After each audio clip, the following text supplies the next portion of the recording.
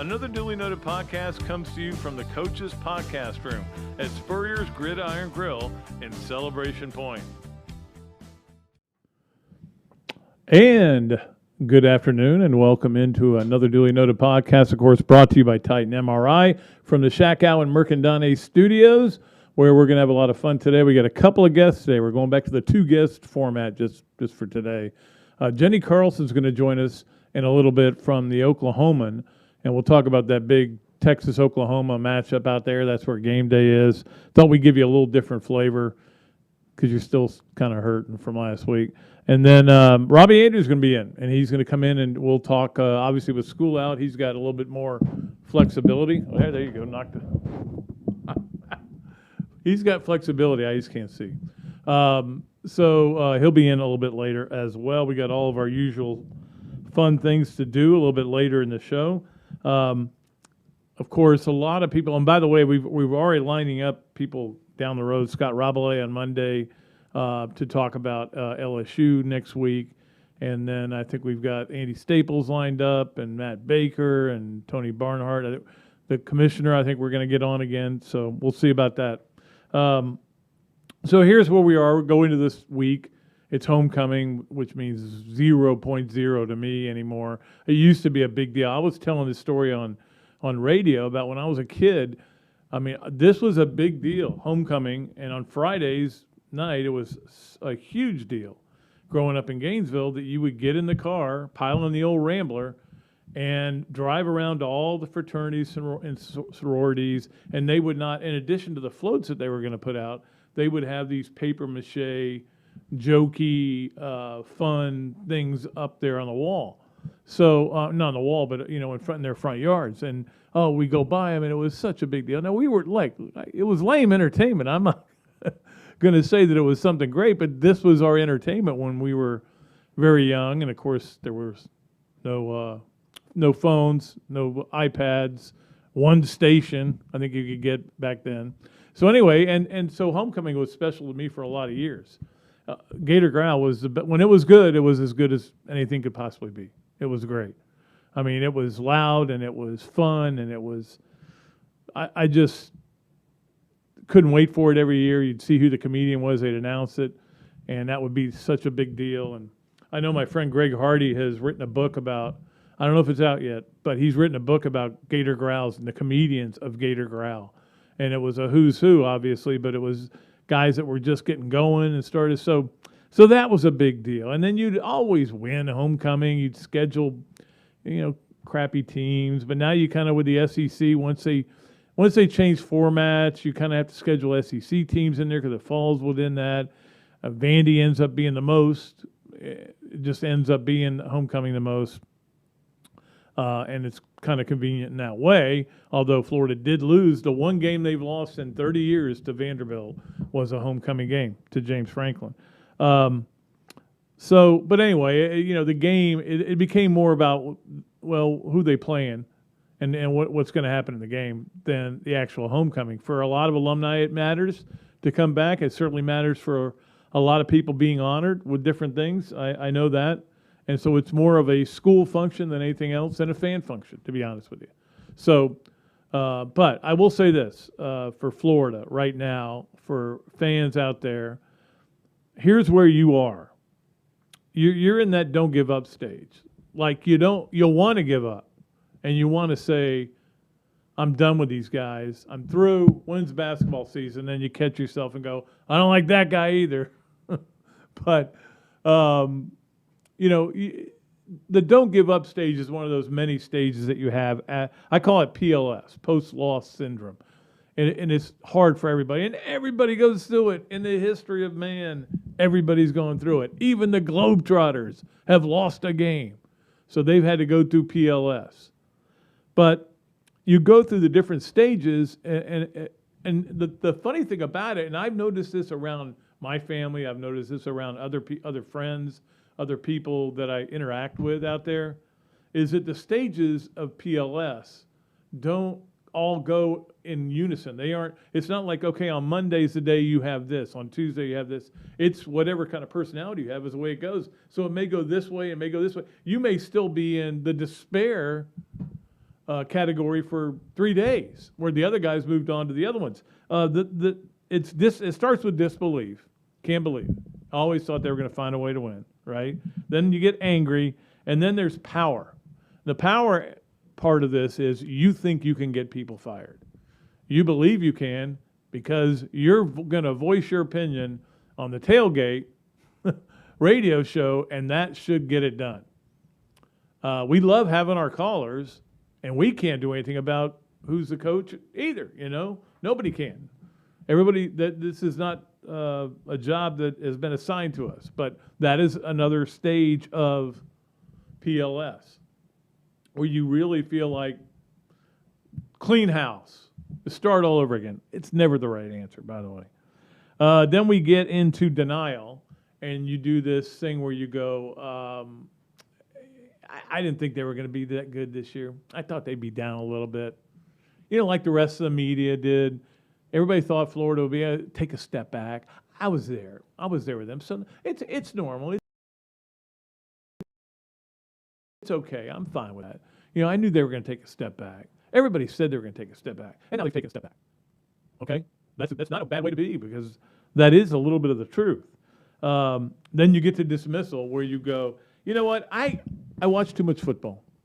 I probably should spend more time with the kids. Probably need to get out a little bit more. Need to get back running again on Saturdays instead of spending all this time watching football. And finally, you get to hope, and hope kicks in right about now, right about this afternoon, and you start going, hey, you know what? Maybe Auburn can beat Georgia, and LSU can beat Kentucky, and we win. And then, hey, we still got a shot. And that's where I think Gator fans will be sometime this afternoon. Some will be different early in the day. Some won't get there till Saturday morning. Of course, some never get there because they just want to be miserable and mean and mad all the time. But look, it is what it is. We're sitting here with a weird situation at quarterback. I can't explain anything to you. I can't tell you what I would do. Everybody thinks they know what to do. And there's every one of you out there has an opinion on what Florida should do at quarterback. And I could give you mine, but our opinions are just for talk radio and for this show. But they really, it's going to come down to what the head coach wants to do in the end. Yeah, I want to see Anthony Richardson play more.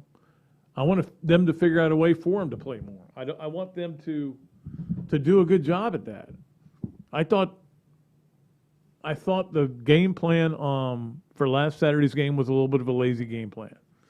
It was kind of like, here's how we can do this, slowly move the ball down the field, and win the game. Win the game with the defense too, instead of coming up with some innovative stuff and some stuff that maybe made sense to do, taking advantage of the middle of the field, all those kind of things. We've all been through this. But again, that's another, you got to, as the great Tom Petty sang once, you can look back, but it's best not to stare. And that's the way you hope your Florida football team is. I mean, they're huge favorites, obviously. Vanderbilt's not very good. But you've got to be able to put a game like this behind you. You've got to be able to say, hey, no. That game means nothing to me now. All I care about is this next game, and then I'll care about the next game after that. I won't look ahead to that next game. That's the way you do it. So Vandy's not very good. We all know that. You kind of got to be in one of those games where you don't let them hang around, because I think the confidence level of Florida is not as high as it is with Vanderbilt, believe it or not. Not about winning this game, but I'm just saying the way they feel about themselves right now. Florida just lost a game they should have won. They lost it with a bunch of bad penalties. Vanderbilt just won a game they should have lost after having a big lead, and got a huge break on a call, and won the game against I'm forgetting who they beat. UConn. Vanderbilt beat UConn. UConn's terrible. They're 0-5 now. Okay, I'm not saying that means Vandy's going to come in here and win the game, but at least they're feeling better about themselves. They have 2 wins. Woo! The over-under is 3 on Vandy, okay? They have 2. They're feeling pretty good about themselves. Florida, maybe not so much. This is the kind of game where you kind of need the swamp. You always want the swamp. But if you could, parcel it out and say before the season, where are we going to need it? Well, you need it against Alabama. Probably didn't need it against Tennessee. You need it for a game like this. And then FSU. That'll be it. 3. We get 3. How about that? But that's going to be an important part of it. And there's no question about it. But, I think this team has to go out there and not play tight. I think they've been playing tight in some cases and loose in other cases. But you don't want to play loose either. You want to play discipline. That should be the only goal. The goal should be 0 penalties. That should be the goal. You may not hit it, probably won't hit it. But that should be the goal. And find a way, just get the job done. People keep asking me, how do you think they're going to play the quarterbacks in this game?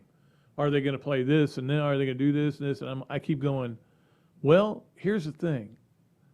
I'm not sure how they're going to do it, how they're going to play it, but you just got to let it play and see what happens. See how they end up going. But the main goal is to win the football game. It's still to win the football game. That is the main goal. You play to win the game, as the great Herm Edwards once said. But people get lost in that sometimes when there is a Vandy coming in as a huge underdog. And they go, well, I would like to see Emory start the game, but on the second play, Richardson go in and play the rest of the way. Stuff like that. Yeah, okay, that's what you'd like to see. But here's the thing. You've got to come up with the plan to get ahead. And if you get ahead by a whole lot, and I mean a whole lot, then you can do whatever you want. Then you can play guys and for whatever reason to help them get better. But that isn't the reason to be playing guys in the first quarter. Vandy's not very good, okay? They're last in almost everything in the SEC. Dead ass last. Rushing, passing, good SATs are number 1. They're not a very good team. Clark Lee did not inherit a very good team, and a lot of guys got in that transfer portal. They did get some guys from the transfer portal, but they're not very good. I mean, Florida should win this game easily. But they got to go do it. They got to go do it, and they've got to go and take care of business. So, it's homecoming, I know, but that to me is not that big a deal. It's another football game. And here's the other thing, guys. If you're thinking about, I don't want to go, yeah, man, I get it. Look, I'm not going. I'm not never going to say you got to go to the game and support your team. No, I'm not going either. But you only got 2 more games after this. So this is the last SEC game, and then South Carolina. Actually, 3 more games. South Carolina, Samford, and FSU. So you're running out of opportunities. All right, we'll take a break. Hopefully we come back. Jenni Carlson is going to join us from the Oklahoman, and we'll talk to her about that big Texas-Oklahoma matchup. We got all kinds of things to go, including Adams Ribco to go. Gator of the weekend. It's a really good one. You're going to love it. Hesser and Kipke games of the week. Of course, Leonardo's at Millhopper Quick Picks. And the Hand Law 3 things. Also, Hand Law sponsoring Robbie Andreu, who'll be in here a little bit later. All that coming for you and more here on Another Dooley Noted Podcast. Titan MRI, North Central Florida's premier independent diagnostic testing MRI facility. At Titan MRI, we're focused on you, the patient, having a great customer experience. Our MRI equipment is modern and 75% quieter than any unit in its class. And our MRI unit has one of the largest openings of any of the newer high-strength MRI units, which allows comfortable scanning for potential claustrophobic and larger patients. At Titan MRI, we look forward to serving you. Car accidents, trucking accidents, motorcycle accidents, and wrongful death. If injured or killed by the negligence of others, who will fight for the compensation you deserve? Shakow and Mercadante, 5 lawyers, more than 100 years of combined legal experience, millions in settlements and verdicts. Call Shakow and Mercadante, 371-3000. Rebuilding lives. Another Duly Noted podcast comes to you from the Coach's Podcast Room at Spurrier's Gridiron Grill and Celebration Point. You can watch and listen to us on Facebook and YouTube for every podcast that we do on Mondays and Fridays at 2 o'clock. Listen to the podcast whenever on Apple Podcasts, Spotify, Google Podcasts, Overcast, any of the other 39 platforms where you can find this podcast or your favorite podcast. Remember to like, follow, and subscribe. If you have any questions or comments, leave them in the comments section below or call me if you want to do some advertising at 352-317-3444. Hello there, everybody. I'm Pat Dooley, of course, from Another Dooley Noted Podcast. And this is a great Adam Brewer, and he's just opened up a place here, Adam Brewer To Go. What gave you the idea to do this, to have a to-go place? We really like the fast concept, being able to get the barbecue. Now we have this new online ordering. So before it was a call ahead carry out, quick service. We have like a curbside kind of a deal where everything's ready to go for you. And then we thought, wow, we have a really great dine-in concept, but how can we make this streamlined for the customer and make it easy and accessible for all parts of town? Adam's Rib Co. To Go. Come on down and enjoy it. Great food, great atmosphere, a diverse menu, everything made from scratch, plenty of space, and locally owned. These are all the characteristics of a great restaurant, and you can find each and every one of them right here in Gainesville at Ballyhoo Grill. Ballyhoo Grill prepares all of their food fresh every day, from their salad dressing to their award-winning soups. Bring your family and enjoy dinner under the Tim Trebo Tiki Hut while listening to live music. Or if you're running low on time to eat out, they also deliver through Uber Eats, Spite Squad, and Postmates. A Gainesville staple that's been open for over 30 years. Check out Ballyhoo Grill on Facebook or at ballyhoogrill.com. Another Duly Noted podcast is sponsored in part by the Gainesville Quarterback Club, where they have unbelievable speakers every week during football season. It is an incredible club. It's just like being in a family. I go there every Saturday or every Tuesday. Sometimes I go there on Saturday and there's nobody there, but I go there every Tuesday. You should too. You should be part of it. It's good to be part of a community thing like this, as well as the unbelievable food and speakers and everything that goes on there. I highly recommend it. The Gainesville Quarterback Club. Please come and join. All right. Welcome back to Another Duly Noted Podcast, and it's a great pleasure to welcome in Jenni Carlson from the Oklahoman, who does a great job covering all things in the Southwest for us. And you've got the big game, I guess. I don't know if it's how big a game it is. I know there was some people that were not real thrilled that game day was coming out to the Texas State Fair rather than go to Penn State, Iowa. But I'm like, they're not picking a game based on what you want. It's based on what they think works for them. Okay, don't be silly. Yeah, and obviously the scene at the State Fair of Texas around the OU Texas game is, it's unlike anything else. You guys have some neutral site games there in SEC country, which I guess I'm going to be in SEC country here eventually. But yeah, that's right. But until then, it is a unique situation. And last year, because of the pandemic, the State Fair of Texas was canceled. So that aspect of the game was not part of last year. So you have tens of thousands of fans at the fair every year who have no intention of going into the stadium, who just go to be part of the scene. Well, that wasn't there last year. So obviously with the State Fair returning this year and capacity going back to 100%, I think that the scene will be pretty rowdy. I'm with you though, Pat. I don't know if it's the best game of the day, but as far as the scene goes, it's going to be pretty awesome, I think. Yeah, I've been there for it. It is amazing. It is. You can get anything fried, and it is unusual in that way. I think I got beer fried one year, but the thing is, well, I don't know if you went last year when it was obviously during the COVID year.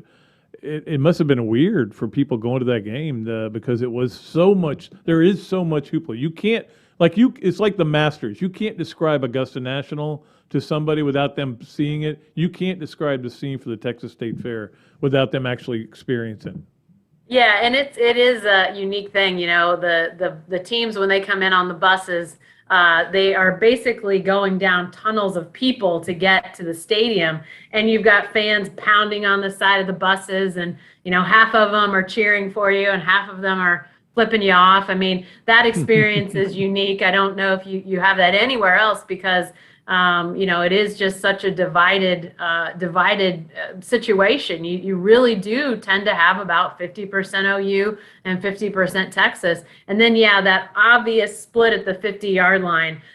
It's you just don't see that sort of thing at sporting events. So you've got that Texas side, you've got that Sooner side. And last year with, reduced capacities, everybody saw it everywhere. Nothing was 100%.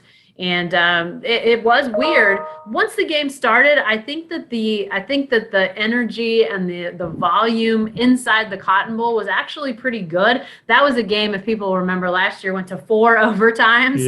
It was one of the more classic games in the rivalry, but it was obviously sort of that, almost the zombie OU Texas game. It wasn't like all other OU Texas games at all. Yeah, I want to talk to you about Oklahoma and Texas coming to the SEC, but first, when I look at this game, it's kind of hard to figure out who's going to win, because I know for both coaches what a big deal for Sark, to kind of put his mark on this game would be huge. And Lincoln Riley, the opposite. This is still my league. Don't bother. We don't need you. As you know, Jenni, neither one of these teams has played exceptionally this year. It's been kind of a weird season, but what do you see for this game? Yeah, it is a really interesting matchup. I think OU's the better team. I don't necessarily know that means that they're going to win. I think this game is going to be close. OU, with the exception of their one FCS opponent that they played this year, they've had close games. That's just been their thing. Their offense hasn't sort of found those big explosive plays that we saw for so many years with Baker Mayfield or Kyler Murray or even Jalen Hurts. They just haven't found those as much. Their offensive line, I think, is their biggest issue. They just haven't been able to open up the run game enough to give those, big plays time. And then when they have been pass protecting, you haven't seen that hold up as well. So OU did some things last week against K-State, getting Spencer Rattler moving. He's very comfortable throwing on the move, sort of like Baker Mayfield was back in the day. He can take off. But Rattler looks pretty effective rolling out some bootlegs, some different things like that. So if they use that could be sort of a key in the lock for their offense. But, their defense has been really, really solid for so many years. That was the thing that held them back. And now they've got this defense. They didn't tackle well last week against K-State, but that was really the first time we'd seen that problem. But they've been holding running teams or run offenses. They've been holding that in check very well, and everybody knows, what Bijan Robinson has been up to, the running back from Texas. Yep. So it's a real big clash in that way. I like OU's chances, but I don't know. This game always kind of has the unexpected out there, so I suspect there will be something unexpected, but. It's just you never quite know what that unexpected thing is with this rivalry. Yeah, like booing a Heisman Trophy candidate. You never know what's coming along. How do you think nationally people looked at Oklahoma fans for doing that? Yeah, it's interesting because, I don't think they're the first fan base to boo, and it wasn't everybody during that game. That it was OU at home against West Virginia. They won narrowly again, as they have pretty much all year.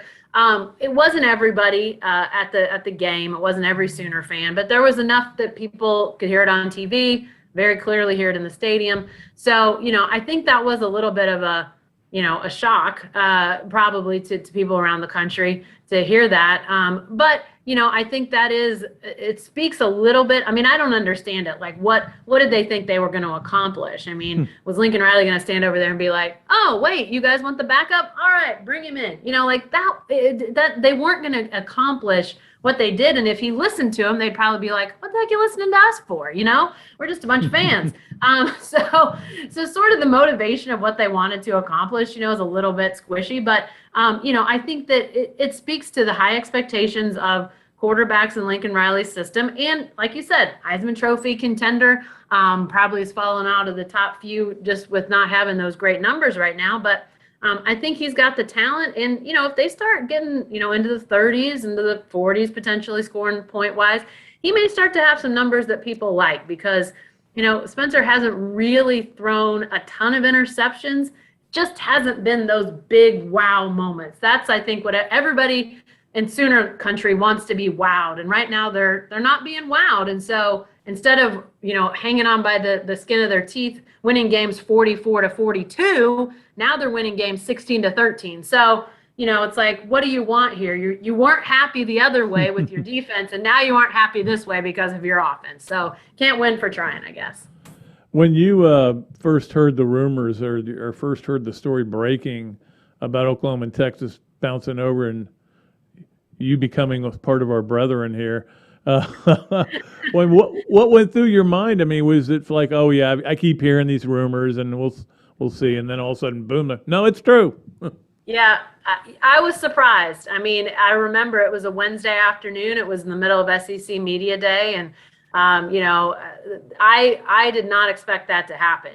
We knew, obviously, there was, going to have to be a new grant of rights that was going to have to be, deliberated and figured out in the coming years. But we really didn't. I mean, that was kind of on the, it was out there somewhere. There was so much going on with the transfer portal and NIL and, just all these things that were going on in the summer. I think we were really kind of focused on all of the impacts of that. And then that became the meteor that landed in the middle of it all and just became the thing that, you couldn't look away from because, are they serious? Yes, it turns out they absolutely were. Kept it very quiet for a very long time. Just says to me how small a group of people were involved with this as time went on and how important they felt it was to keep it quiet. So I really, that's a pretty amazing thing in this day and age that you could have, any amount of people, but I think it speaks to how important they saw this potential move and they didn't want it to get derailed by it getting out too soon. And so then you start to hear the numbers, the jump in the millions, tens of millions per year if OU and Texas join the SEC with that broadcast deal, that media rights deal. And it's hard to argue with. I mean, how do you say no if you're them? How do you, I mean, it's just right. An unbelievable jump. And how do you say no if you're the SEC? Because they're going to benefit from it too. So, then it becomes, okay, now when and what happens to the Big 12? And it's sort of the other bigger questions. But yeah, initially it's kind of like, really? Like, it just had never had occurred to me that might be a conversation happening but behind closed doors. It was a good surprise. Yeah, and the when is still the big question that I think we just have to be patient with that. But, obviously it's effort. And, the funny thing is that people don't talk about, and Jenni, I know you're a big fan of all sports. People don't even talk about, God, softball just got harder for Florida. Baseball just got harder for Florida. Gymnastics just got harder for Florida.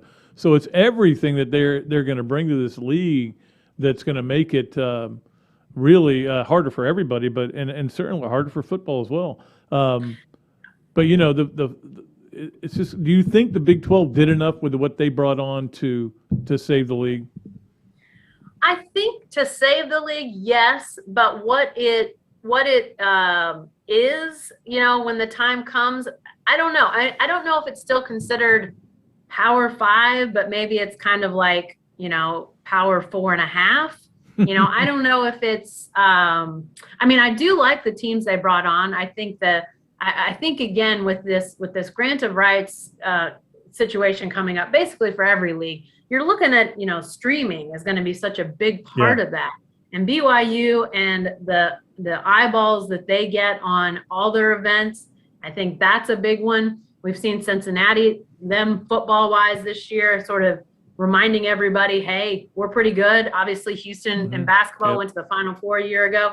I don't know if they're done or not, the Big 12, in terms of expanding. I think there may be some others that they're a little bit interested in. If that happens, I would assume Boise State would be probably that next team up. And maybe Memphis. And I think because of basketball, again, sort of that streaming aspect of things that, Memphis maybe isn't now what they used to be. But, that's a decent brand out there too. So, I don't know if that's going to happen. That's just guesswork on my part. Nothing, I'm not saying that thinking that it's a for sure or that they're talking to those schools. But those were a couple of schools that I know had talked to the Big 12 5 years ago when the Big 12 sort of put out that all call and said, hey, are you interested? teams and schools spent millions to put in these bids, and basically the Big 12 said, we're not interested. And so it was like a J date or something. Yeah. I'm not swiping right. It was not the greatest, but it actually ended up, I think it probably helped them know what they were looking at now. Right. They had all that stuff. But, Memphis, I think, looking at maybe building a football stadium, which they don't have their own right now, that would be a big step for them if that were to be a school that the Big 12 looked at. So I don't know. I do like the 4 that they went with. I think it helps. It puts you, in 3 time zones, which I think is good for TV. And then I think you've got good programs overall. So would the Big 12 prefer that OU and Texas were still, in the group? Absolutely. They would rewind and go back to that a million times. But things change, they'd love to go back and have Nebraska, Colorado, like Missouri, A&M. I mean, of course, there are lots of things that could be, but you got to roll with what's happening. And considering where the place that they were put, I think the Big 12 did a decent job rolling with it and finding some new schools. Well, Jenni, if now you get to come down to the Swamp and come see a Florida game, we've got several sponsors that I'm sure will hook you up, whether it's Leonardo's Pizza, Adam's Rib Barbecue. We've got Ballyhoo's. We can get you seafood. So we'll get you hooked up if you come down here to see the Mighty Gators play. That would be something we never thought we would be seeing, 5 years ago. Not for a conference game, not Oklahoma at Florida, Florida at Oklahoma. I mean, yeah, it's going to be, there's all sorts of really fun, new matchups and destinations. And, for us, we're in this interesting position where we get both. We get the new Big 12 and the new SEC. So it's, I've never been to a football game in Provo. I've never, there's just a lot of places that we haven't experienced. So it is going to be a new world, but, the win. Now, if somebody wants to drop that information on me so I can start planning, that'd be what I'd really be looking forward to. Yeah, absolutely.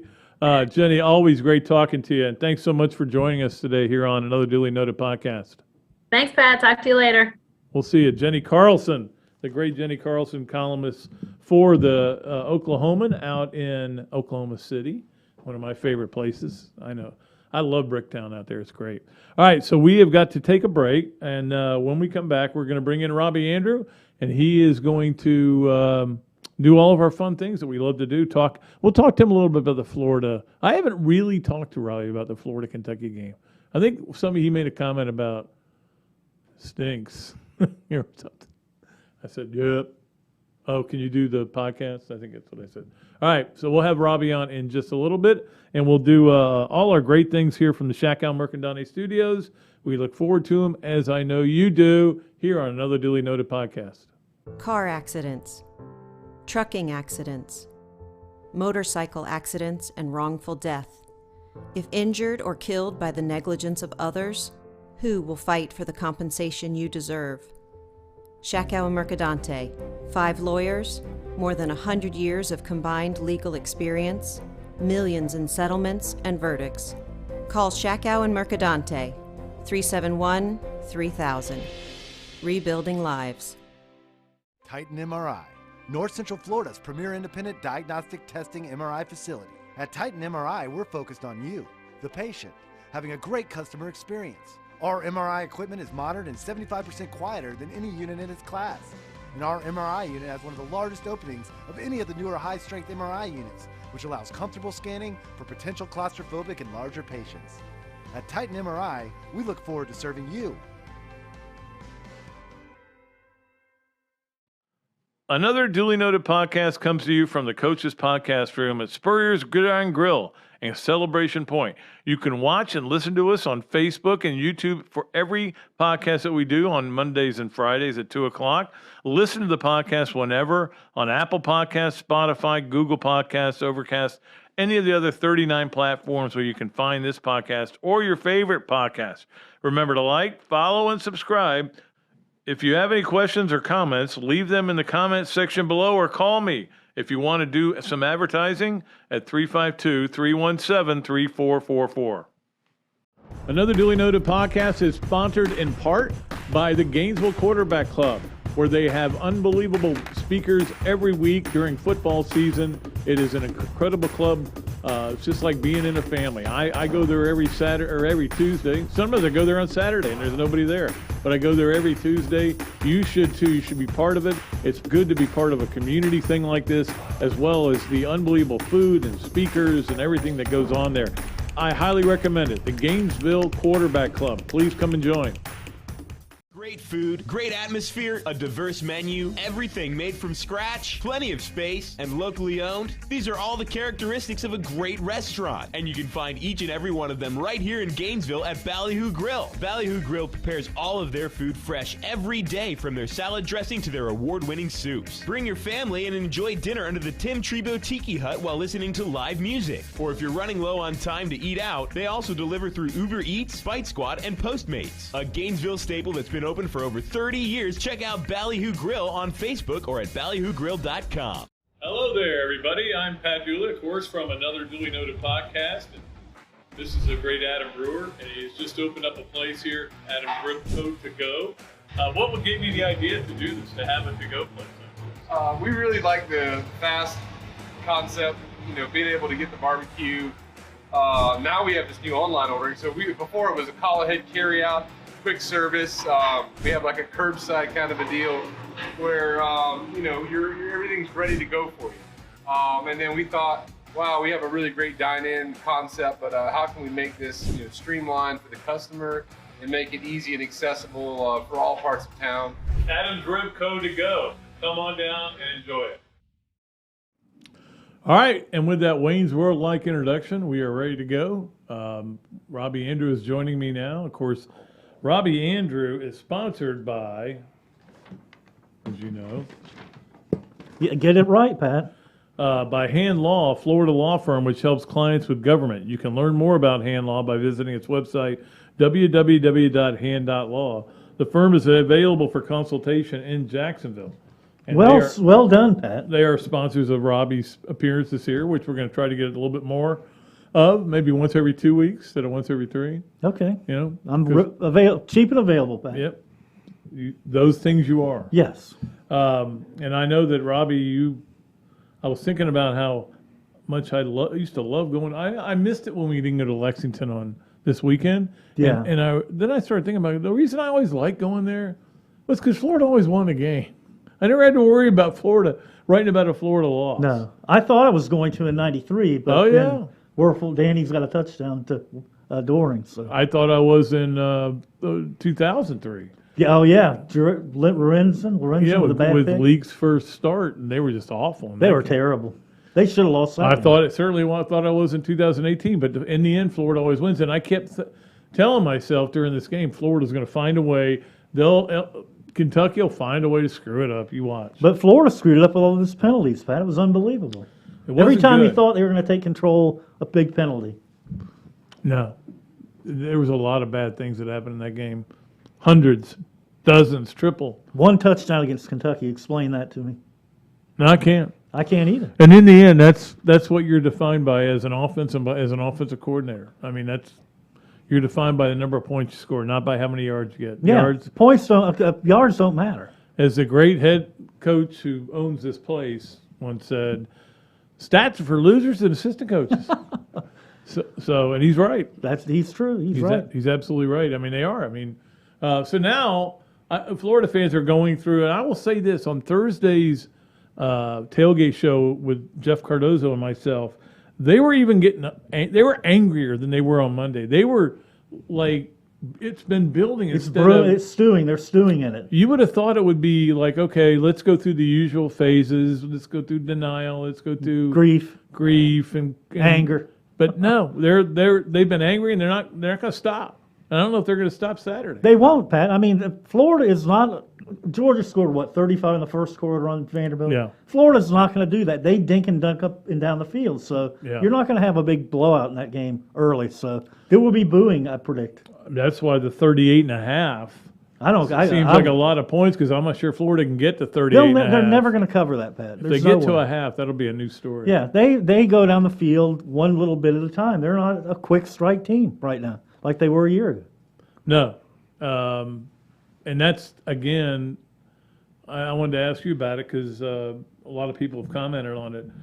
the end of the first half when Mullen got the first down and then decided to sit on it. And that he doesn't do it. I mean, look, it's just come out and say it, Dan. Say, look, Kyle Trask was great. This guy's not so good. I can't trust him. That's the truth. To me, it was one thing I kept thinking, he doesn't have enough confidence in him to run the 2-minute drill here for fear of a big pick. Yeah. Because he's had picks in almost every game, and you always think one bad read, one mistake, and Kentucky gets a pick and scores again, then you're really in trouble. Yeah, I mean, Vandy isn't very good. They've got a couple of good receivers. They both caught 100 yards in passes the other day. Their quarterback, Ken Seals, this is how bad he is. He's thrown 5 touchdowns and 5 interceptions, Robbie. Oh, wait, Emory Jones is 5 touchdowns, 6 interceptions, so he's actually behind him. Okay. Jeez, but they're That's a good stat right there, Pat. They're last in almost everything. They're not very good, but they found a way to win 2 games against 2 really bad teams. Yeah, exactly. So, and it's not going to be that easy for Florida. They're going to be, like I said, moments where people are going to get frustrated. There's going to be a pick or a bad play, and people are going to boo. It's almost a guarantee. But again, I just think come out and try to win the game. That's the only thing That's the only thing that should be on your mind. If your mind is let's get way ahead so this guy can play or so this guy can play and we'll do this and then we'll play Richardson the whole second half. That shouldn't be the mindset. The mindset's still got to be it's still an SEC game. You know. You run your game plan, and they do. Yeah, they're bad. But you still got to win the game. All right, we are going to move along. And I wanted to take a little time with this one because it's kind of a lot of people involved in it.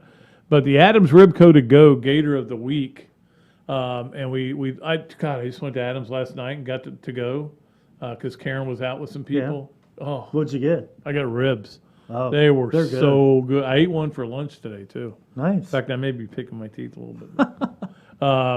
It was so good, unbelievable. And I was in and out just like nothing. But you know what I always do? I go in, I get all the stuff, and I go take it inside, and then I can never find the sauce. And the next morning I come out, and there's sauce sitting there. You don't know how to take care of your sauce. I don't. My sauce gets loose. But I got that sauce now that I can have with something else. Yeah. I just take a loaf of bread at it. Take a little turkey or something, put it on that. So the Adams Ribco to Go Gator of the Week for this week are the people going into the Hall of Fame of the University of Florida. That's a good idea. It's a big deal to go into the Hall of Fame, and all the best get in. And I just wanted to honor all of them. You know, starting with Andrew DeClercq. I remember when Andrew DeClercq was playing at Florida, and Steve McLean. This was a basketball SID. Was a basketball SID, and he was saying, "You guys aren't getting it. This guy's going to make money in the NBA." And we're like, "Oh, are you crazy? He doesn't have a shot. He can't shoot." So. And what he played 12 years? Yeah, long career in the NBA. In the NBA and did great. Once again, the hacks are wrong. Yeah, shockingly. Yeah, we know everything though. Yeah. But you know, the funny thing is, to be part of what he was part of, to meet Hook, all those guys, get Florida their first ever Final Four, which was still remarkable when you think about it. If you had now, that would be a Hollywood story. But it was like, an unbelievable story. Yeah. That team made it all the way to the final. And Danielle Marshall misses 2 free throws I know. I to let him go. All right, so he goes in. Miriam, I'm going to try Kika Shelby, whatever you say. A track star. I'm not familiar with her work, but she did win 5 NCAA championships. That says a lot. Good for her. Hamid Miradez. No, you're looking at me like I can help you. I can't. Mirzadeh is his name. That's what it is. Played tennis, 5 NCAA. No, I'm sorry. He was a 5-time All-American.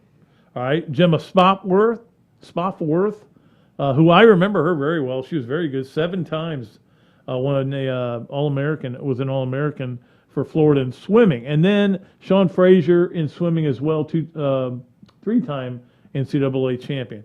And then we get to the big 4. The football guys? Basketball. Yeah, we get to Brandon James, who, I love that they're putting him in the Hall of Fame. Best punt returner in school history. Yeah, you think? I could argue Quez. Yeah. Well, yeah, you could. You could argue that Quez, one game alone. And I could argue Lido. Yeah.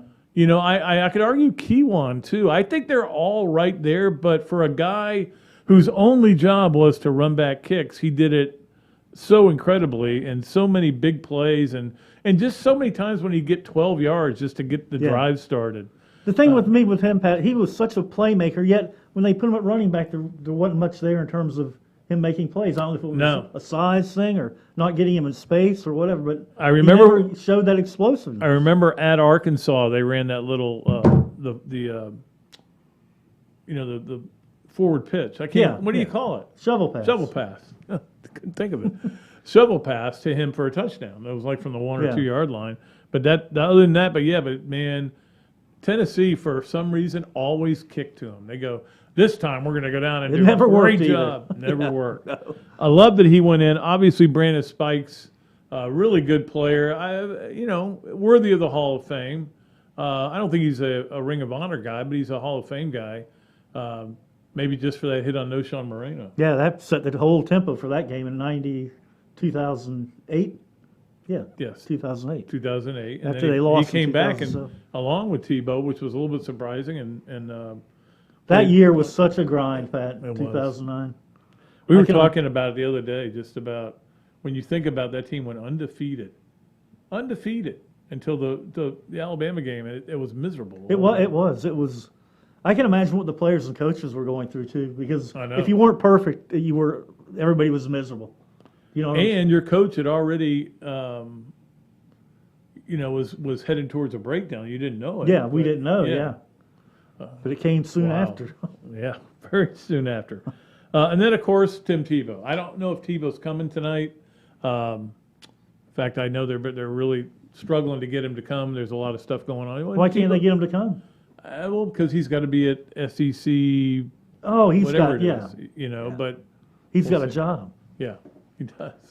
So whether he comes here or not, I don't know. And I know that the other guy will not be there, Billy Donovan, because I think he's got a game tonight. Yeah. Billy Donovan is going in as the honorary letter winner.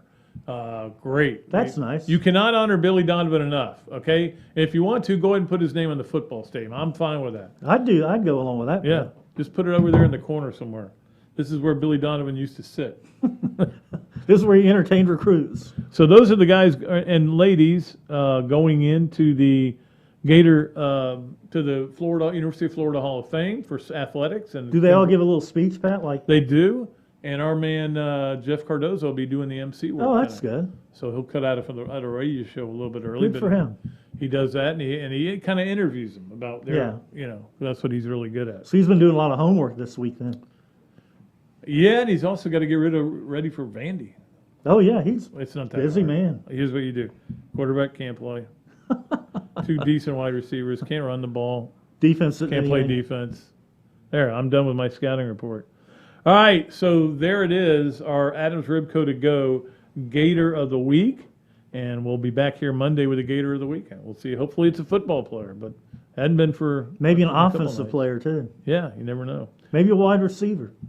All right, so now we have to do this, not have to do it, we want to do it, our Hand Law 3 Things. Okay. Hand 3 Things. I like the 3 things. It's presented by Hand Law, a Florida law firm which helps clients with government.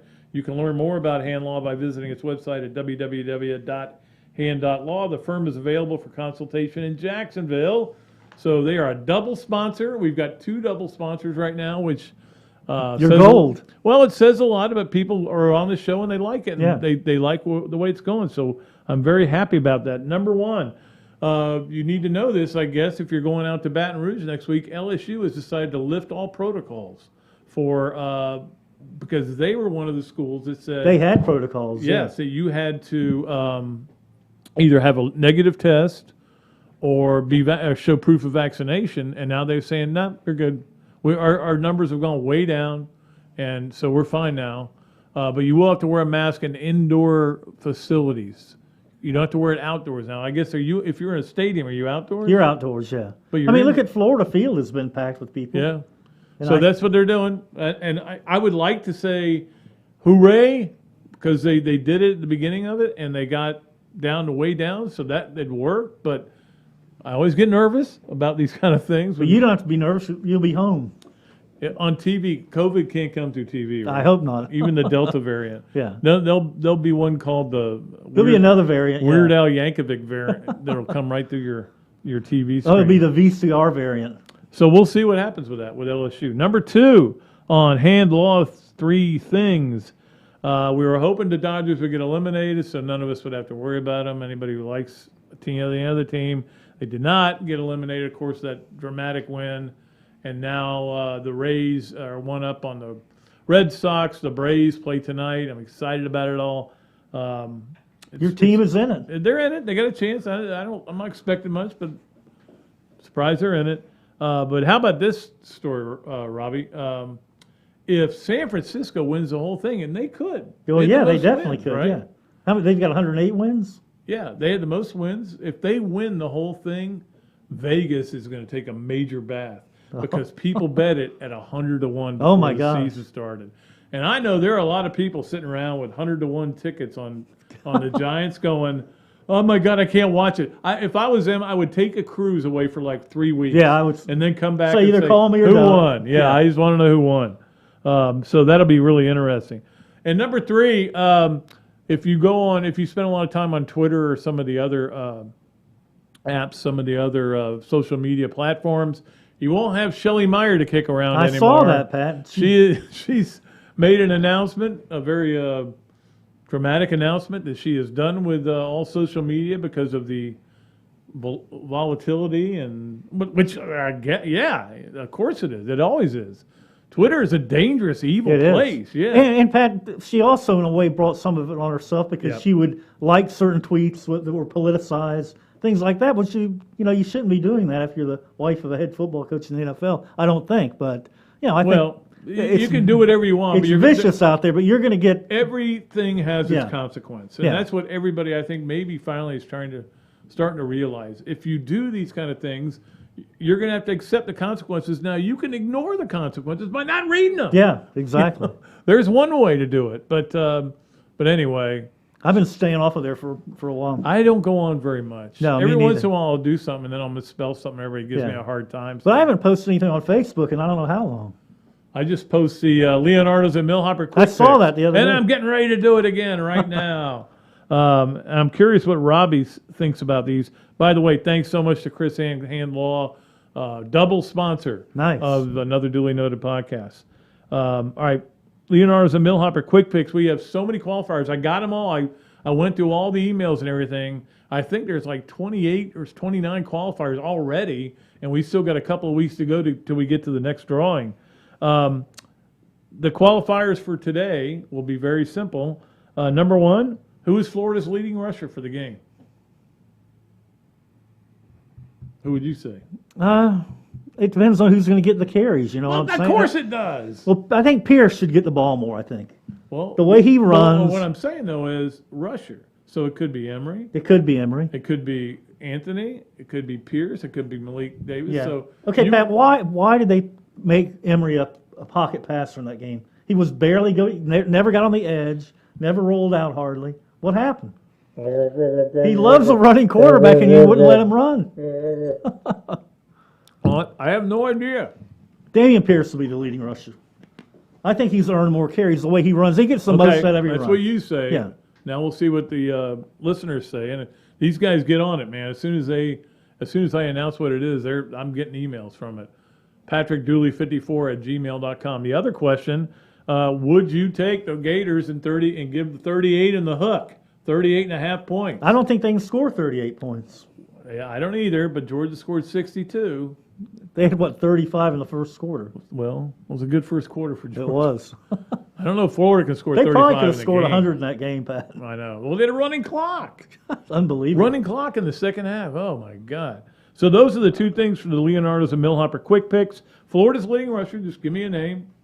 You can give me any name. You can give him some yardage, too. Give him Larry Smith. Yeah. He won't be the one, though. No, I don't think he will be. Could be Jimmy DeBose. Could be anybody. So that's one. And then Gators minus 38.5. You could take Florida, give the 38.5, or take Vandy and take the 38.5. All right. So that is Leonardo's and Millhopper quick picks. Appreciate Leonardo so much. He brought actually pizza by the show Wednesday. That's awesome pizza, too. And he brought me a chicken Parmesan sandwich, which I nice. Man, that thing didn't even last through the break. Gone. Thanks so much to Kyle over at Leonardo's. Finally today, another double sponsor, Hesser and Kipke. They are sponsoring our game of the week and also our spreads on Monday. So we have two double sponsors, which is firing me up to do this show, to keep doing this show, because that means people care about it and they're watching it. Hesser and Kipke is a law firm based in Hale Plantation, specializing in employment, workers' compensation, and family law. Visit their website at hklawfl.com or call Ken and Jennifer at 352-339-9920. Okay? So I think we have that phone number on the banner, right? Yeah. Okay, we have the phone number on the banner. So they are a double sponsor, and we appreciate people like them as well. All right, we do the games of the week, and here we go. Game of the week in the SEC, I'm going with Georgia Auburn. It still is the game that will have the most bearing on the SEC East. Even though that thing's over, Pat. I know, I agree. That's I'm over. not, but I mean, for mathematical reasons, we can't say it's over. Yeah. So the only way for it not to be over is if Auburn beats Georgia. Which their offensive line can't play with And the then Georgia Kentucky has to defense. lose 3 games. Yeah. But I'm looking forward to the Kentucky LSU game because LSU has talent. They'll win that game. There's no doubt in my mind. I'm LSU with you on wins that. game. I'm looking forward to that game, but I think the game that'll have the most impact, because if Georgia wins that game, then it is over. It is over. Yeah, It's there's done. no way. There's no way. No path. Yeah. So, I mean, that's why, to me, that is the biggest game in the SEC. And Auburn's coming off that big win on the road. Patrick Nix played a great game. Played a great finish to the game. 2 touchdowns. And not Patrick either. He was watching. it from was the stands. Bo. Yeah, we're old school though. Yeah. All right. The best game from state teams is FSU at North Carolina, but it's not a very good game. But how did North Carolina lose to FSU a year ago? Remember that? They did, and then they went down. They went to Miami and ran Just destroyed for them. like 900 yards. Yeah. You know, I was thinking about this today. You can point to the reason why every team that we thought was going to be good is struggling, and that would be A&M. A&M, Florida, some of the other schools, Miami with Derek King out. Yeah. There's some other schools. The A&M thing is. But the one that you can't say is North Carolina. Yeah. They got Sam Howell. He's great. And yet they've had the hiccups. And they've been terrible. FSU's been even worse. We'll see who wins this game. But I think that's the most interesting. Yeah, that'll be a fun one to watch. There's not a whole lot else out there, obviously. Nationally, the big game is Penn State at Iowa. It'll be a hard game to watch because you know how it is, Robbie. Can you believe Iowa and Penn State are both in the top 5 in the country? They are what they are. Yeah. And they're there. And so I'm going to watch that game, and I'm just going to tell myself this is kind of an elimination game. Yeah. Loser, leave town. I mean, Yeah. you're probably heading for the Citrus Bowl. Yeah, Iowa did look great last week, Pat, but Maryland's must be awful. Iowa looks great every week they play, Yeah. though. They make other teams look bad. And then the under the radar game. And here's one for you, Robbie. The game that I'm putting under the radar: Alabama, Texas A&M. Think about that. There's no buzz around that game now. No. Nick Saban said yesterday that he looks at this as a trap game, and I'm like, holy moly! This was supposed to be the game of the century. What's the spread in this one, Pat? It's got to be double digits, right? It's 18, yes. Alabama will cover that, I bet. Is giving 18. A couple of spreads real quick because you know Hesser and Kipke bring you the spreads on Monday, so we'll do a couple real quick.